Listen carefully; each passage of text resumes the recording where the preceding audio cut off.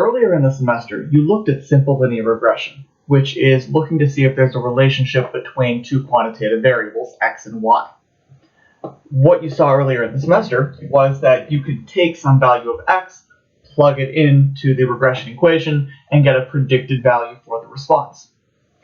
What we're doing in this lecture is looking to see how we can actually do inference on that regression line or on the relationship between x and y. Now, as a quick review, the regression line is denoted by y hat over on the left, and we set that equal to b naught plus b1 times x.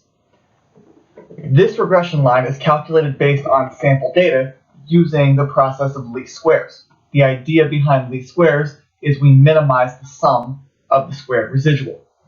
Recall from earlier in the semester that a residual is the difference between the actual observation and the predicted value on the regression line. So the least squares regression line, which is calculated again through the process of least squares, minimizes the sum of these squared residuals. B naught is the best estimate that we have for the intercept where this regression line crosses the y-axis. B1 is the best estimate for the slope that we have, and it gives the expected or the predicted increase in the response given a 1 unit increase in the predictor. So in the example that you see down at the bottom, we're looking at the relationship between admission price at an amusement park and the number of attractions at an amusement park. We have 27 observations in this data, and the regression line here is y hat equal to 26.8 plus 1.24 times x. So this 1.24 is telling us for every additional attraction, we would expect or predict the admission price to increase by $1.24. However, we have to keep in mind that B naught and B1 are only estimates of the true relationship between the response and the predictor based on the sample. We have an entire population that we're trying to learn about, and this is only one sample that we're taking from the population, so B naught and B1 only estimate what this relationship really looks like. So to create some kind of an analogy, we've done inference on the mean, we've done inference on the proportion, and we've used the standard deviation in these calculations as well. Now, whenever we do inference on the mean, the statistic is denoted by x bar, and we use x bar to try to estimate the parameter mu. For the standard deviation, we use the sample standard deviation s, our statistic, in order to estimate our unknown parameter sigma. For proportions, p hat was our statistic that we used in order to estimate p. Now, in a regression line, B naught and B1 are actually statistics themselves. B naught is the statistic that estimates the true intercept of the regression line, which is denoted by beta naught, and B1 is an estimate of the true slope of the entire regression line for the entire population, which is beta 1. So the regression line y hat equal to B naught plus B1 times x describes a sample, whereas the regression model, which is y equal to beta naught plus beta 1 times x plus epsilon, describes an entire population. So let's define this linear regression model. Again, the linear regression model is y equal to beta naught plus beta 1 times x plus epsilon, where y represents the actual value of the response from the data, x represents the actual value of your predictor variable from the data, but now beta naught and beta 1 take on slightly different interpretations than b naught and b1. Beta naught is the true y-intercept for the line that fits the data for the entire population. So, for example, if we had every single amusement park in the entire world, we could plot that data on a scatter plot. We could fit a regression line to all of that data for all of our amusement parks and try to understand admission price based on number of attractions. If we happen to have the entire population, we would be able to calculate out beta naught and know the exact value at which this regression line crosses the y-intercept. However, because we don't have all of that information, we only have a sample of amusement parks, we can only estimate the value of beta naught, and the estimate that we get is equal to b naught, the value that we get from our sample. The same thing holds true for beta 1. Beta 1 is the true slope of the regression line for the line that fits the data for, again, the entire population. So if we had every single amusement park in the world, we could figure out the exact increase in admission price given a 1 unit increase in the number of attractions. But again, this isn't feasible. We don't have every single amusement park, so we estimate beta 1 using B1, which we calculate from a sample. Then we throw on this plus epsilon at the end. This plus epsilon denotes the error between the actual and the predicted values of y. And we have to add on this error because not every single prediction that we make is perfect. We have residuals, we have errors or differences between the actual and the predicted values. So whenever we set up this linear regression model, we want to admit that this model that we're setting up isn't perfect and that there are deviations between the actual and the predicted values. So one thing I really want to make sure you guys are aware of right now is beta naught and beta 1 are parameters. And just like mu, just like sigma, just like p, we typically don't know their exact values. So as a result, we never actually plug any numbers into the regression model. So that brings us to the differences between the regression line and the regression model.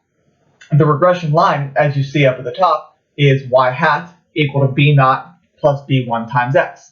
And we've already used this regression line in practice. We've plugged in values for x, multiplied it by the slope, added on the intercept to get predicted values. Over on the right, we have the regression model, which we just talked about. That is y equal to beta naught plus beta 1 times x plus epsilon.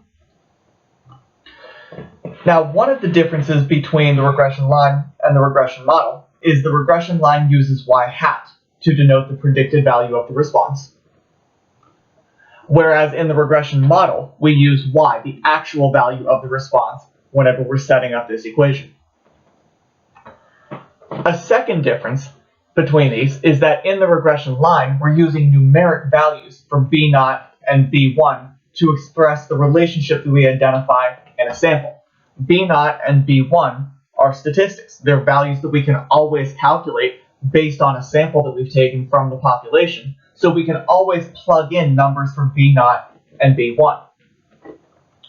However, because the regression model is talking about the entire population, we have to just use the symbols beta naught and beta 1 to express the relationship that exists in the population, because beta naught and beta 1 are parameters, and we typically don't know their exact values. The third difference between them is that the regression line does not include the error term, because the regression line is talking strictly about actual predictions that we are making. They're talking about the y hat values, whereas the regression model is admitting that this relationship is not perfect. The regression model is saying, well, the response is pretty close to beta naught plus beta 1 times x, but at the same time, there is going to be some residual. There is going to be some difference between the actual value that we observe and the predicted value on the regression line. Now let's take a few minutes and talk about the error term.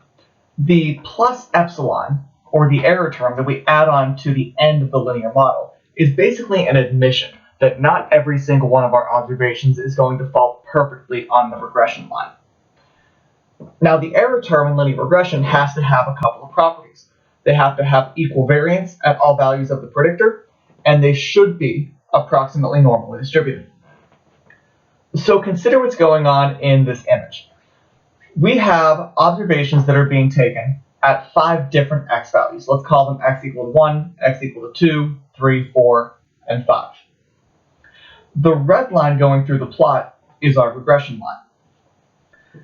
Now, if we're going out and we're taking a random sample from the population at each of these 5 different x values, what we would end up doing is plotting each of the responses at their corresponding x value. So we're going to have some variability in our response at each of our 5 different x values. The idea behind the properties of the error term are the following. If we were to go and create a histogram of our responses at x equal to 1, we would expect a histogram of the responses for whenever x is equal to 1 to be approximately normally distributed. Then we go and create a histogram of the observations for the responses whenever x is equal to 2. And we would also expect that histogram to be approximately normally distributed. And we could do the same thing for x equal to 3, x equal to 4, x equal to 5. If we were to create a histogram of our y's, of our responses, at each of our individual x's, we would expect that histogram to be very close to normally distributed. The other thing that you should notice here is that whenever we go to create these histograms at each of our individual x values, each of those histograms should have approximately the same spread, approximately the same standard deviation. So this is why you see a normal distribution superimposed on this regression line at each of our x values. And this normal distribution has the exact same spread at each of the 5 x values. So in order to check for equal variance or the same spread, we need to look at a residual plot. In order to check for normality, we need to check a normal probability plot of the residuals. Before we talk about how to determine if the residuals are normally distributed, let's talk about a normal probability plot in general. A normal probability plot is a plot of a sample of data that helps us understand if a normal model is actually appropriate to apply to our data. What a normal probability plot does is it plots an observation's actual value against what the corresponding percentile or the corresponding z-score would be under the assumption that the data were actually perfectly normal. Now, if this normal probability plot is approximately a straight diagonal line, then we can say that the data is approximately normal. That's what we want to see. However, if we have an upward bend on the right side of the plot, that's an indication that the data that we've collected is left skewed. And if we have a downward bend on the left side of the plot, that's an indication that the data we've collected is right skewed. Now, Excel makes a normal probability plot in regression. However, I do want to warn you that it is not correct, and you shouldn't use it in order to assess normality. Now, before we get into using the normal probability plot to determine if the data is normal, I want to discuss with you exactly what this plot is showing you. So in this example, what we've done is we've taken a random sample of 100 cars, and we look at the fuel efficiency measure, or miles per gallon, for every single one of these cars. Consider this first observation down in the bottom left. We have a car that was averaging about 12 miles per gallon, and that puts that car in just under the first percentile. Now notice that if we were to look at where this point lies on the diagonal line, we would expect a car that is in this observation's position, right around the first percentile, to be a little bit higher at maybe 13 to 13.5 miles per gallon. So what we're doing with this plot is we're looking at every single one of our observations, and we're looking to see how close it follows this straight diagonal line. The straight diagonal line is an indication that your data is perfectly normal. Observations that fall directly on the line have their percentiles matching up exactly where we would expect under the assumption that the data is perfectly normal. So, in this case, looking at the big picture, this plot is roughly in a straight diagonal line. Most of our fuel efficiencies are matching up very closely with the corresponding percentiles that we would expect if the data were actually perfectly normal. Moreover, all of our points are contained between these confidence interval bounds. The curved lines that you see around that straight diagonal line are confidence interval bounds. And so because every single one of our points is roughly following this straight diagonal line, that is an indication that our data is approximately normal. A normal model would be able to be used in order to describe miles per gallon because most of our data follows this straight diagonal line pretty closely. The plot is not going to be perfect. We don't expect it to be perfect. We just need the data to be roughly in a straight diagonal line. Now in the second example, what we have is a random sample of square footage for 50 houses in the same neighborhood.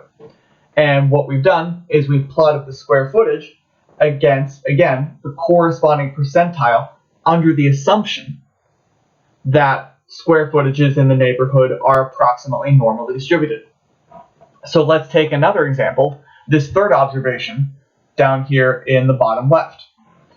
This observation is in the 5th percentile of the sample. This house is larger than 5% of all other houses in this sample, and it is smaller than 95% of all other houses. Now, if square footage were actually perfectly normally distributed, we would expect a house in the 5th percentile to be much smaller, maybe only around 300 square feet.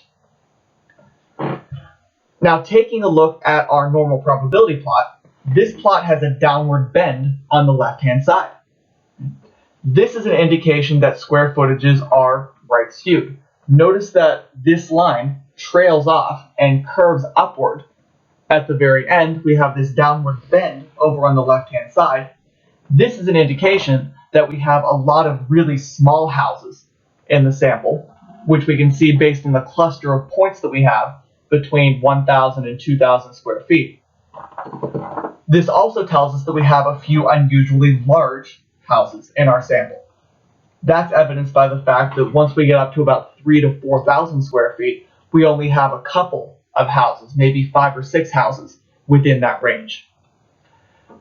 So in this case, a normal model would not be approximately normally distributed because we have many small observations. We have a lot more smaller observations than we would expect if the data were perfectly normal. And we have many fewer larger observations than we would expect under the assumption that the data were perfectly normal. So if we were to put these normal probability plots side by side with the actual histogram of the data, we can actually start to match up certain aspects of the plots with the observations in the histogram. Over on the left with our fuel efficiency measures, we see these two observations down in the bottom left part of the normal probability plot matching up with our two smallest observations in the histogram. Similarly, our two largest fuel efficiencies match up with the two largest observations with the histogram. And most of the data in the middle is following that straight diagonal line, and we see that the histogram is unimodal and very close to symmetric. On the other hand, when we look at square footage of houses, we have a lot of smaller houses that are right around 1,000 to 1,500 square feet, and that's where we see the peak of our data. We have 9 houses that are sitting there between 1,000 and 1,250 square feet. We have another 8 houses that are between 1,250 and 1,500 square feet. So we have a lot of observations that are unusually small. The 3 observations that you see up in the top right are the 3 larger houses. These 3 houses are represented by the longer tail that you have on the right side of the histogram. We'll come back to the normal probability plot and the relationship that it has with linear regression in a little bit. Let's talk about the residual standard deviation now. The residual standard deviation is a measure of the size of a typical residual. Just like the standard deviation measures how spread out a set of data is, the residual standard deviation measures how large a typical residual is. The residual standard deviation is denoted by S sub epsilon, and it's calculated by summing up all of the squared residuals. Y minus y hat is residual, the difference between the actual and the predicted. We square that difference, we add them all up, then we divide that sum by n minus 2 and take the square root of the entire thing. Now, small values of S sub epsilon are an indication that your points are clustered relatively close to the regression line. There isn't a whole lot of variability in your response. And so if you have a small residual standard deviation, that's an indication that most of your predictions are relatively close to the actual observation. The regression line is fitting the data very, very closely. On the other hand, if you have a larger value of S sub epsilon, that's an indication that you have a lot more scatter. That's an indication that some of your points are a lot farther away from your regression line, indicating that you have some unusually large residuals. So ideally, if we're looking to make a good prediction, we want to see the situation on the left, which is going to give us a small residual standard deviation. Let's go back to our amusement park example. We want to use the number of attractions at an amusement park to predict the admission price. You see the scatter plot down in the bottom right. And what I'll tell you is that the residual standard deviation is equal to 17.76. Now, in context, what this 17.76 means is that a typical admission price will tend to deviate from its predicted value on the regression line by about $17.76 in either direction. This means that the value on the regression line is still the best prediction, but any value, any actual admission price that's within about $17 or $18 of that prediction is really not all that unexpected. So for example, if we look at our regression line where we have 30 attractions, when x is equal to 30, it looks like the predicted admission price is about $65. So if we were to find an amusement park that has an admission price of $83, which is about one residual standard deviation above the prediction, that wouldn't be all that unusual. And if we were to go and find an amusement park that charges about $47, or one standard deviation below the predicted value, that also wouldn't be all that unusual. Let's discuss the impact that the range of the predictor values, your x values, has on the slope. What you see here are two different scatter plots, each with the same number of observations. The only difference, though, is that the range of your x values is much smaller in the scatter plot on the left compared to the scatter plot on the right. We want to identify which sample is going to yield more consistent slopes. Now, in this case, it turns out that the plot on the right is going to yield more consistent slopes. There are a couple of different ways that we can think about this. One way is that because you have a broader range of predictor values, you have more variability, more spread in your x values, the slopes are going to vary less. Another way you can think about it is the fact that the base is going to be more stable. If you want a real-world type of analogy here, think about two different objects. One object would be a tall, skinny object, something like a floor lamp, which is represented by the scatter plot over on the left. The other object would be a shorter, flatter object, represented by something like a coffee table, which is analogous to the scatter plot over on the right. Now, if you exert a force to the top of that coffee table and you try to push that coffee table, it may move a little bit, but because it is shorter and closer to the ground and more spread out, it's probably not going to move by very much. On the other hand, if you exert a force to the top of a floor lamp, that lamp is going to wobble back and forth because it's not quite as spread out. You have an object that is very tall, it's very skinny, it's going to wobble, so it's a little bit less stable than the short, flat coffee table.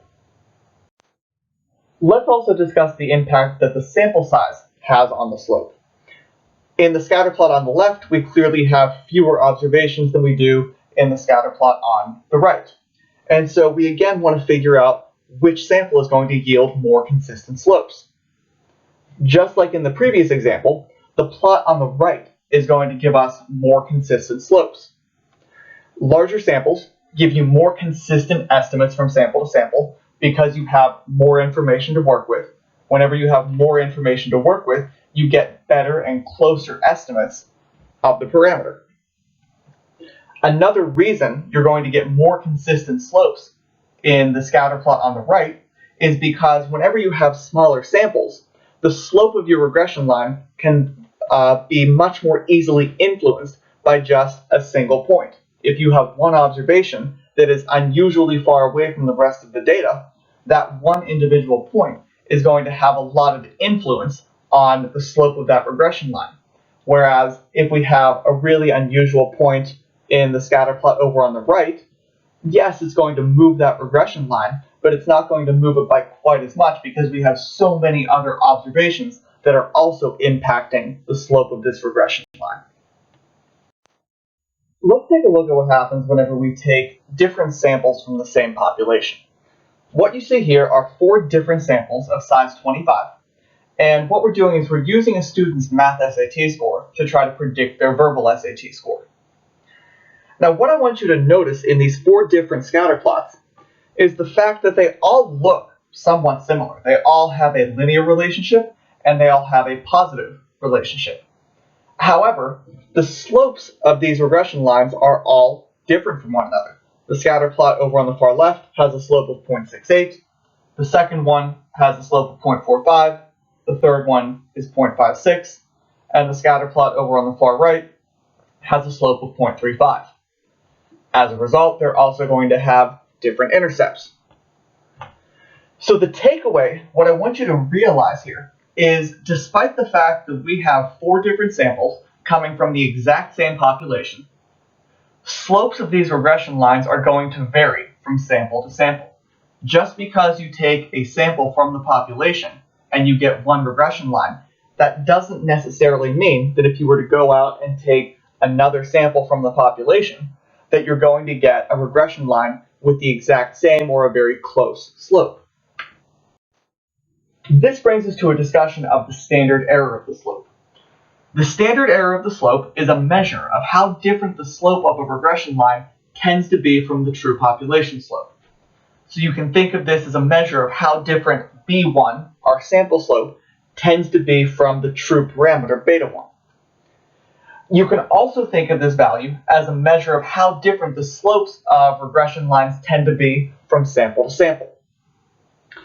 The standard error of the slope is denoted by SE of B1, and it's calculated by taking the residual standard deviation that we just talked about and dividing by the standard deviation of the predictor values times the square root of the sample size n minus 1.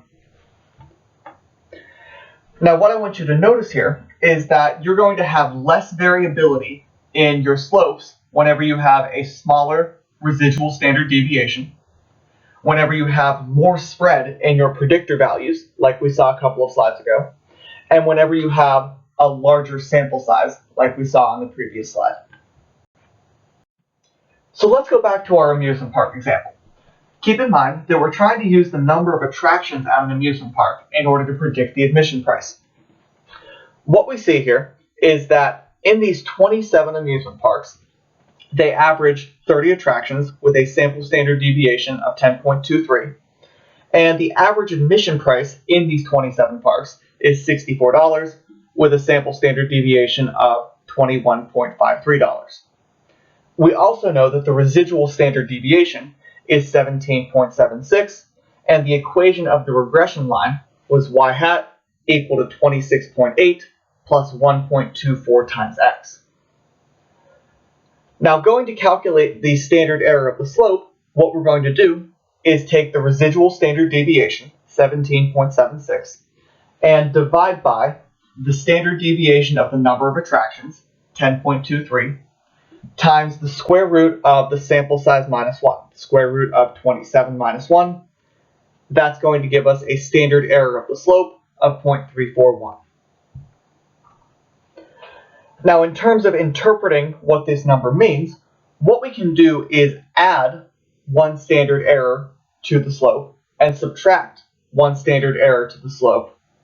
And that's going to give us a range of plausible values that we could expect if we were to go out and take an entirely new sample of 27 observations. So this is telling us that while 1.24 is the best estimate for the slope that we have based on these 27 observations, slopes as low as 0.899 or as high as 1.581 wouldn't be surprising because these values are within one standard error of the estimated slope that we got from our sample.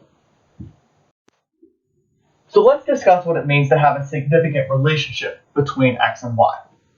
Let's say we have a random sample of 60 United States cities, and we want to use the city's population to try to predict its murder rate per 100,000 residents. So we want to figure out if population and murder rate have a significant linear relationship.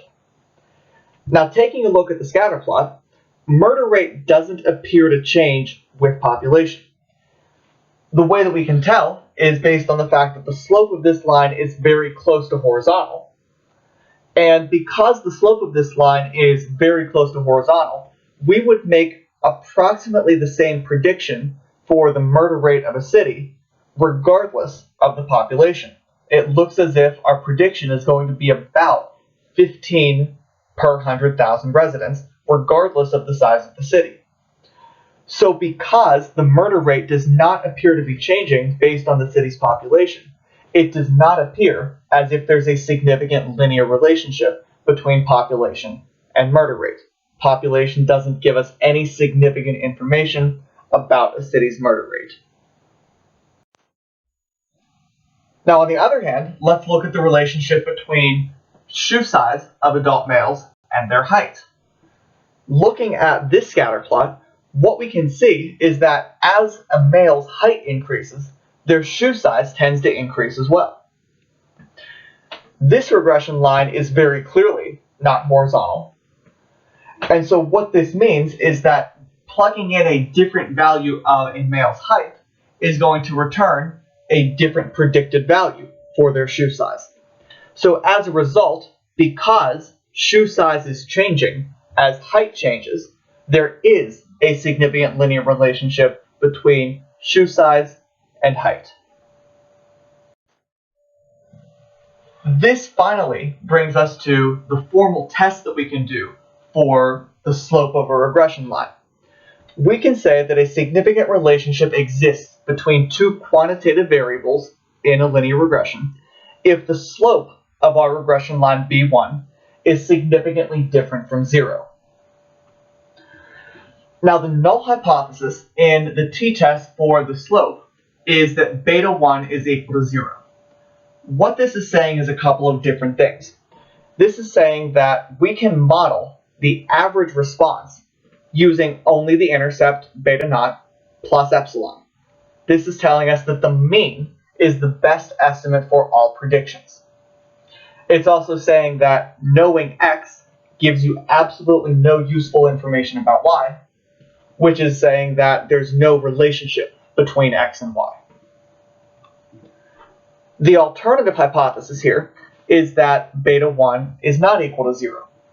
This is telling us that we can model the response using both the intercept beta naught and the slope beta 1 to create the regression equation beta naught plus beta 1 times x plus epsilon. This is telling us that if we know the value of x and we plug in x into our regression line, this is giving us some useful information about y, because y is changing based on x. This means that x and y do have some kind of a significant linear relationship. So let's set up the hypotheses and think about what it means to test the slope for our amusement park example. We want to know if the number of attractions significantly predicts admission price. So for this example, our null hypothesis is going to be beta 1 equals 0. And this is basically telling us that the admission price is not linearly related to the number of attractions. Knowing the number of attractions gives us no significant information about the admission price. The alternative hypothesis is going to be beta 1 is not equal to 0. What this tells us is that the admission price is linearly related to the number of attractions. Knowing the number of attractions gives us some useful information in predicting the admission price of the park. Now we need to set up the test statistic for testing the hypotheses beta 1 equal to 0 versus beta 1 not equal to 0. The test statistic is going to follow a t-distribution with n minus 2 degrees of freedom, and it's calculated by taking the estimated slope b1, subtracting off the hypothesized slope beta 1, which is going to be equal to 0 because that's the hypothesized value in the null hypothesis. And then we divide by the standard error of the slope. There are 4 assumptions and conditions that have to be checked before doing inference on the slope. First of all, we have to have a linear relationship between x and y. The observations have to be independent of one another. The equal variances condition has to be satisfied in the sense that the standard deviation of the residuals must be constant across all predictor values. And we have to be sampling these observations from a normal population. So the normal probability plot has to be very close to a diagonal straight line for the residuals. So let's check our conditions. What you see here are 3 different plots. The plot on the left is a scatter plot of our data. The plot in the middle is a residual plot. And the plot over on the far right is our normal probability plot of the residuals. First of all, the linearity condition is satisfied because the data does follow a moderate positive linear trend. It doesn't look as if there's any kind of a curved relationship in there, so it looks like there is a linear relationship between admission price and number of attractions. These observations are very likely independent. Parks may compete and change their prices in order to have competitive prices with other parks in the area, but it's probably not enough to violate independence. If we look at the residual plot in the center, the residual plot looks pretty random. It doesn't look as if there's any kind of a pattern in the residual plot. If we look at any number of attractions and we look at the spread of our residuals at whatever x value we choose, it looks like the spread of the residuals is approximately the same regardless of the x value that we choose. And finally, whenever we look at the normal probability plot over on the right, we don't see any great deviations from a straight diagonal line. Most of those observations are relatively close to their corresponding theoretical percentiles. Maybe we have a couple of issues up in the top right. Maybe there's one observation in the bottom left that isn't perfect. But in general, a majority of our data is close to that diagonal straight line. We don't expect perfection, so this is good enough to satisfy the normal population assumption. Whenever you go to run a regression in Excel using the data analysis Toolpak, this is the output that you will get. Notice that it's divided up into 3 different sections. We have the regression statistics up at the top. We have an ANOVA table in the center, which we actually don't need to worry about in simple linear regression. And then we have this coefficient output down at the very bottom that gives us information about the slope and the intercept. Here are where a couple of these important values are located in this output. The residual standard deviation is up in your regression statistics. This is where we got the 17.76 from.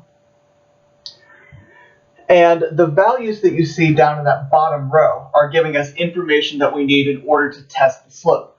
Row 18 contains information about the slope.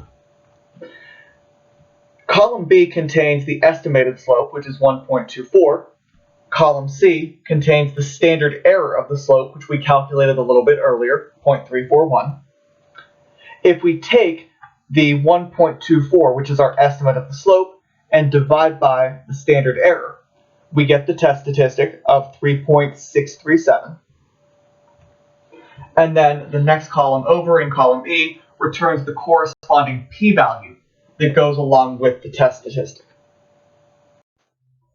So let's finish off the test based on what we saw in the output. We have 27 minus 2, or 25 degrees of freedom for this test.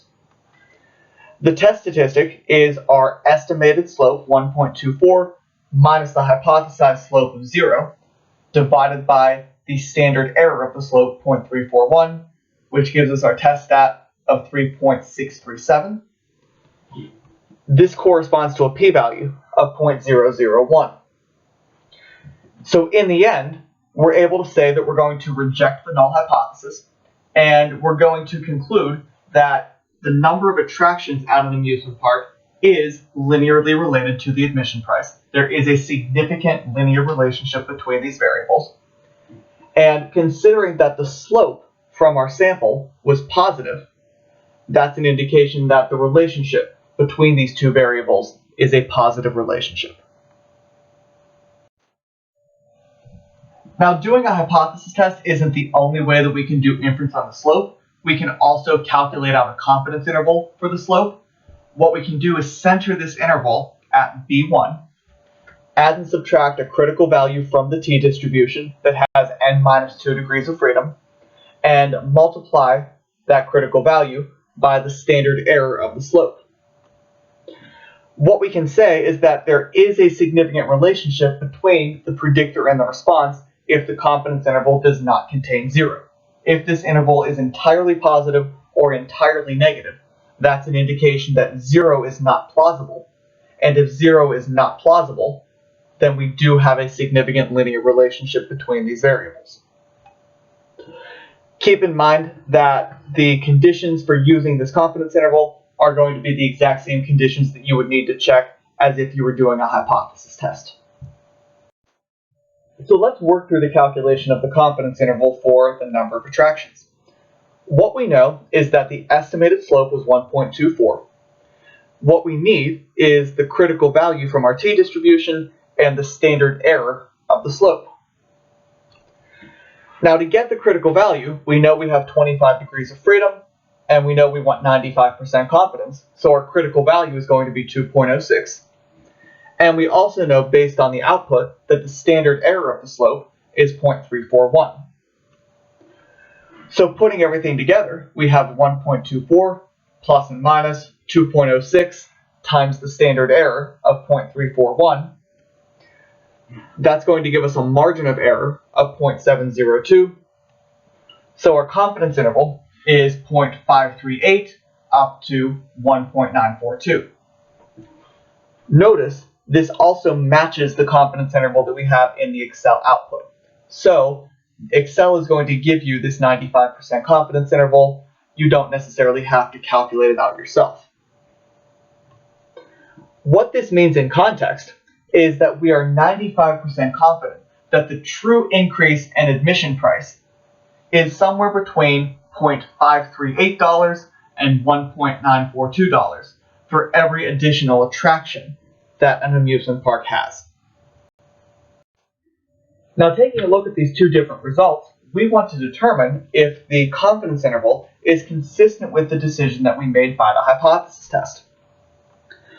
Now, notice that this confidence interval does not contain 0. It's entirely positive. And with the confidence interval being entirely positive, this is suggesting that beta 1 is significantly greater than 0. This suggests a significant positive linear relationship. And because 0 is not contained in the confidence interval, that's telling us that 0 is not a plausible value.